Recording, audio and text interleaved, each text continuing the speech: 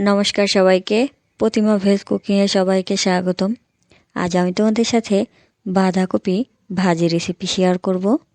এখানে একটা বাঁধাকপি নিয়েছি, বাঁধাকপিটা কুচি কুচি করে কেটে নিয়েছি, আর সাথে নিয়েছি পিস পিস করে কেটে রাখা আলু, কাঁচামরিচ, ধনিয়া পাতা কুচি। এবার ফোড়ন দিয়ে দেব সয়াবিন তেল, তেজপাতা, শুকনো মরিচ, গোটা জিরা। ফোড়নটা একটু লাল লাল হয়ে আসলেই কেটে রাখা বাঁধাকপিগুলো দিয়ে দেব। বাঁধাকপিটা আগেই পরিষ্কার করে ধুয়ে তারপরে কেটে নিয়েছি। বাঁধাকপি দেওয়া হয়ে গেছে, এবার কেটে রাখা আলুগুলো দিয়ে দিলাম। পরিমাণ মতো কাঁচামরিচ, মরিচটা তোমরা তোমাদের স্বাদ অনুযায়ী দেবে। এবার সব কিছু ভালো করে মিশিয়ে নেব।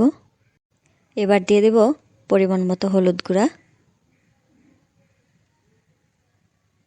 আর দিয়ে দেব স্বাদ মতো লবণ। এবার সব কিছু ভালো করে মিশিয়ে নেব।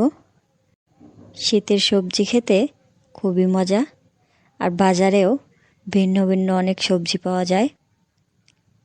এবার কিছু সময়ের জন্য বাঁধাকপিটা ঢেকে দেব। কিছু সময় সেদ্ধ করে নিয়েছি, এবার ঢাকনাটা তুলে নেড়ে দেব।